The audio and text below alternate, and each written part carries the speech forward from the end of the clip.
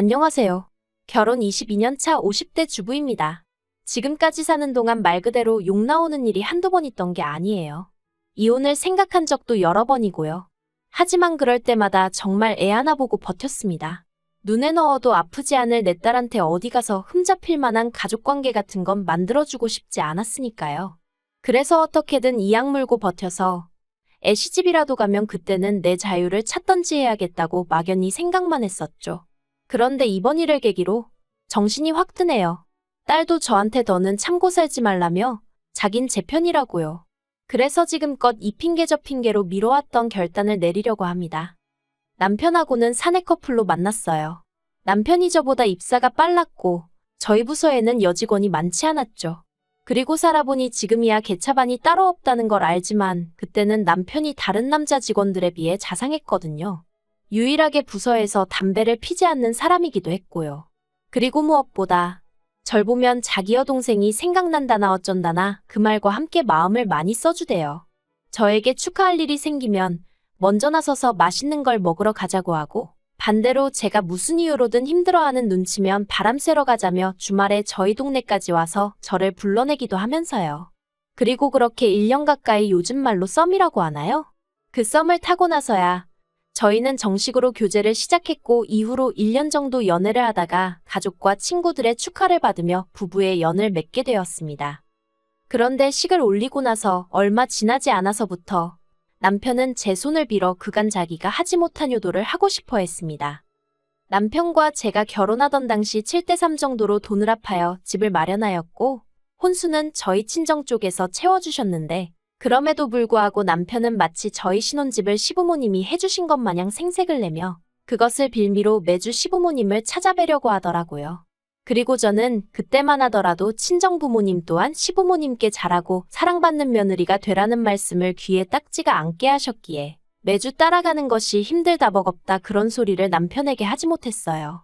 남편의 태도 또한 조금이라도 저에게 미안해하기는커녕 당연히 이렇게 하는 게 자식의 도리라는 식으로 당당했기에 제가 시댁을 찾아가는 일에 있어서 조금이라도 싫은 내색을 했다가는 남편과 싸워야 할 것 같았는데 그건 엄두가 나지 않았고요.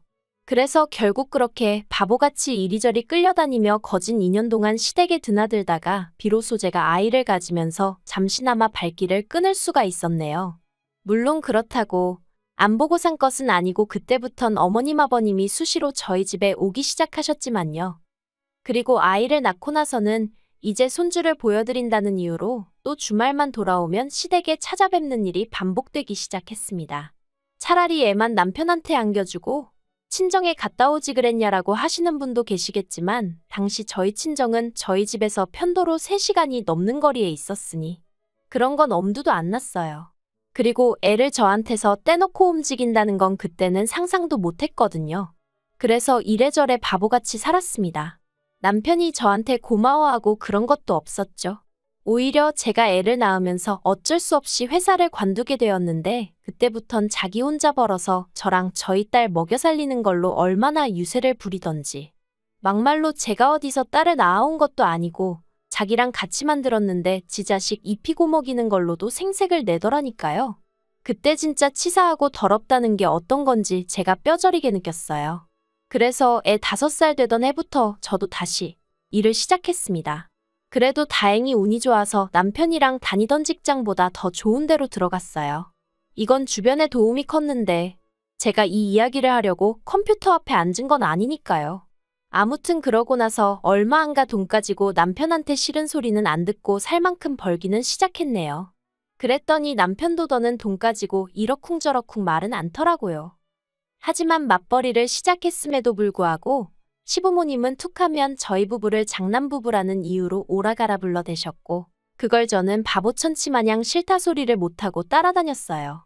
특히나 저희의 초등학교 5학년 되던 애 아버님이 뇌졸중으로 한번 쓰러지셨는데 그때부턴 남편이 아주 그냥 시댁일이라면 절절 매더라고요. 그런데 까놓고 말해서 절절 매는 것도 자기나 그러던가 저랑 애까지 아주 들들 볶는 거예요. 한 번은 제가 정말 고열에 시달리며 끙끙 앓던 때였는데 그 전주에 어머님이 돌아오는 주말에 매운탕을 먹으러 가자고 하셨었거든요. 그러니까 남편이 계속 그 이야기를 하면서 노인네들이 자식들하고 밥 한번 나가 먹는 날만 기다리고 있을 텐데 실망을 시켜야겠냐 어째야겠냐 하면서 일단 시댁에 가자고 계속 저한테 짜증을 내대요. 그리고 그 모습이 저희 딸 눈에도 참으로 황당했던 모양입니다. 딸애가 남편더러 할머니가 매운탕 한 주 늦게 드시면 어떻게 되냐면서 아빠는 아픈 엄마한테 왜 그러냐고 소리를 질렀거든요. 그러자 남편이 대번에 저더러 자식 교육 한번 잘 시켰다고 소리를 지르더니 이러니까 더욱이 자기가 어머님한테 잘해드리려고 하는 거래요. 그래야 우리 딸이 보고 배우지 않겠냐고. 하지만 결론부터 얘기하자면 부작용이 나도 단단히 났죠. 저희 딸이 아주 지친 할머니 친할아버지라면 진저리를 치거든요. 자기한테 크게 못되게 하신 건 없는데 살아계실 때도 그렇고 돌아가신 후로도 저를 힘들게 한다면서 말해요. 아무튼 남편은 툭하면 저희 딸한테 친할머니 친할아버지 아니었음 넌 이 세상에 나오지도 못했다. 그딴 소리를 해대며 그러니 잘해드려야 한다고 얼마나 강조를 해대던지. 그렇다고 저희 남편이 정말 무슨 대단한 효자냐 하면 그것도 아니었어요. 정작 시댁에 가면 하다못해 나가버린 전구 하나 바꿔 끼고 오는 법이 없었죠. 늘어져서 어머님이 차려주시는 밥이나 처먹고 소파는 다 차지하고 누워서 잠이나 자고. 그래도 남편이라고 애아빠라고 믿고 살았어요. 남편 말대로 그래도 부모님들께 잘하는 모습을 보여드리는 게 자식 교육에 도움이 되지 않겠나 싶어서 가끔은 진짜 못하겠다는 소리가 목구멍까지 올라오는데도 꾹꾹 참아가면서 온갖 시중을 들어드렸고요. 그런데 결국 이렇게 이혼을 하게 됐네요. 저희 애 중학교 들어가고 얼마 지나지 않았을 때 결국 아버님이 돌아가셨어요. 그리고 어머님 아버님은 비교적 금슬이 좋으신 분들이셨는데 그래서 그런가.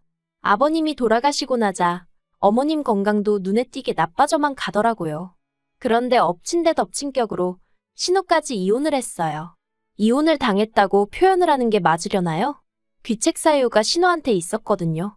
워낙 가족들이 다 같이 쉬쉬해대는 일이라 저도 정확히는 모르지만 뭐 남자 동창이랑 바람을 폈다나요. 그것도 집에까지 끌어들여서 말이에요. 그래서 저희 애랑 동갑인 아들이 있었는데 그 아들이 지 아버지랑 살겠다고 가버리고 그나마 신우가 몇 푼 모아뒀던 돈도 위자료로 다 내줬다 들었습니다. 그리고 사정이 그렇다 보니 스리슬쩍 신우가 시부모님 댁에 눌러앉더라고요. 사실 아버님이 돌아가신 이후로 어머님이 많이 힘들어하셨고 적적해하셨고 그러니 딸이라도 옆에 끼고 살고 싶으셨겠죠. 그 마음을 제가 전부 다는 아니어도 어느 정도 헤아려 드릴 수 있었고요. 그런데 솔직히 저도 사람이다 보니 조금 신경이 쓰였던 게 아버님 살아계실 때부터 어머님 아버님 두 분 다 당신들 죽고 나면 사시던 집은 저희 부부한테 주시겠다 하셨거든요. 참고로 남편이 사남매 중 장남이고 아래로 시동생 둘 신우 하나 있었는데 저희 시부모님은 아들 딸 차별 없이 결혼할 때 다 비슷하게 지원해 주셨어요. 그런데 장남하고 맏며느리란 이유로 어머님 아버님 경조사부터 시작해서 이래저래 챙겨드려야 할 때면 저희가 다 했습니다. 심지어 아버님 돌아가시기 몇 년 전부터는 두 분이 저희 부부가 드리는 용돈에 연금으로만 생활을 이어나가셨고요. 그래서 두 분이 항상 저희한테 고맙다 하시며 집을 주시겠다 하셨던 거고 남편도 그렇게 받게 되면 저랑 공동명의로 해주겠다 했었죠. 그리고 전 솔직히 어머님 아버님 말씀이고 남편의 공동명의고 100% 믿지도 않았지만 그렇다고 기대가 없던 것은 아니었어요. 주시면 감사히 받아야지라는 생각을 하면서도 동시에 너무 기대하지 말자, 기대가 크면 실망도 크다 뭐 이런 식으로 생각했달까요? 그런데 갑자기 신우가 들어와서 살기 시작하니까 솔직히 찜찜하더라고요. 그런데 신우는 신우대로 이혼의 충격 때문인지 직장도 관둬버리고 이후로 정말 어머님한테 빌부터 살기 시작했습니다. 이렇게 표현하고 싶진 않지만 정말 흡혈귀 같다는 생각을 했어요. 하루가 다르게 기력이 다해가는 어머님이 안쓰러워 반찬이며 과일이며 챙겨다 시댁에 갖다 두면 신우가 다 처먹어서 이틀을 못 가더라고요. 게다가 그 와중에도 피부과를 다니겠니 뭘 하겠니 하면서 어머님한테 돈을 뜯어가지를 않나. 그리고 아무리 저희 부부가 용돈을 드리고 있었다곤 해도 그 돈을 가지고 어머님더러 여기다 쓰시라 저기단 쓰지 마시라 그럴 수는 없는 노릇이잖아요. 그러니 보고 있으면 갑갑하고 열불이 올라와도 어떻게 티를 낼 수도 없었죠. 그런데 신우가 어머님하고 합가를 시작하고 3년쯤 지났을 무렵 어머님도 쓰러지셨어요. 아버님과 마찬가지로 뇌졸중이었고 이후로 가벼운 치매 증세까지 보이기 시작하시더라고요. 그리고 정황상 자연스레 신우가 어머님 병수발을 드는 쪽으로 상황이 흘러갔거든요. 그러자 신우가 아주 길길이 날뛰더라고요. 자기가 어떻게 어머니를 모시냐. 오빠들이 돌아가면서 모시던지 한 사람이 총대를 매던지 해라. 그리고 저희 남편, 알아주는 효자아들, 당연히 모셔오고 싶어 하더라고요. 우리가 당분간 거실 쓰고 안방은 어머님 내드렸다가 우리의 대학 가면 그때는 우리가 애 방을 쓰면 되지 않겠냐 하면서요. 살아봤자 얼마나 사시겠냐고 돌아가시고 나서 후회하는 것보단 살아계실 때 좀 불편하더라도 잘해드리자. 정말 미치겠더라고요. 10년도 넘는 세월을 하루가 멀다 하고 시댁을 드나들며 살았는데 이제야의 집에서 모시면서 병수발까지 들라니? 그런데 제가 이런 고민을 하고 말고 할 새도 없이 신우가 자기가 마음이 바뀌었다면서 자기가 모시겠다 그러대요. 그리고 그때만 해도 신우의 속셈은 전혀 알아차리지 못했어요.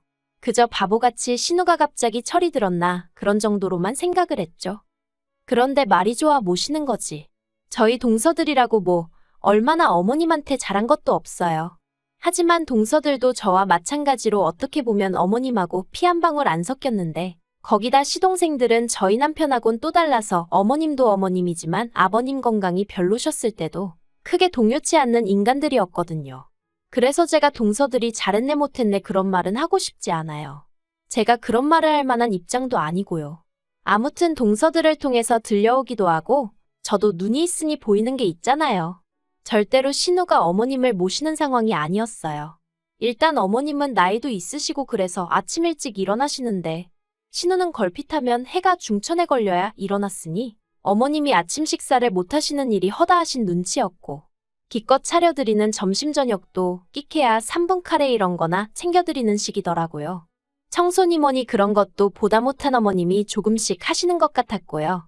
그런데 저희 어머님이 성품이 나쁘신 분은 아니셨어요. 그리고 어쨌든 당신 딸이니 며느리들한테 흠잡히게 하긴 싫으셨겠죠. 그래서 저나 동서들 앞에선 신우가 얼마나 잘하는지 그런 이야기만 늘어놓으셨는데 저희도 말은 안 했지만 텅 비어버린 냉장고에서 어머님의 구겨지고 냄새나는 옷에서 집 구석구석 굴러다니는 먼지 덩어리에서 상황이 어떻게 돌아가는지 알 수 있었던걸요. 그래서 제가 결국 동서들에게 우리끼리 돌아가면서 반찬이라도 해드리고 집안일이라도 도와드리자 하니까 싫답니다. 딸 또 하나는 걸 자기들이 왜 하냐고요. 그리고 시동생들도 남편을 통해서 아내들이 불편해하니 각자 알아서들 하자고 그랬다더군요. 생각해보면 동서들이 똑똑했던 거죠. 근데 저는 일평생을 남편한테 시달려서 그런가 그렇게 전 못해요 하고 돌아서기가 쉽지 않았어요. 그래도 이따금씩 저에게 잘해주시던 시부모님 모습이 떠오르고 그래서 그냥 저는 저대로 제 마음 편하자고 저 할 도리나 한다 생각하고 반찬해 가고 과일 싸가고 그랬던 거예요. 돼지 같은 신우가 다 처먹어버릴 걸 알았지만 그래도 음식이고 뭐고 넉넉히 있으면 어머님이 배 고르실 일은 없으시겠지 그런 마음으로요.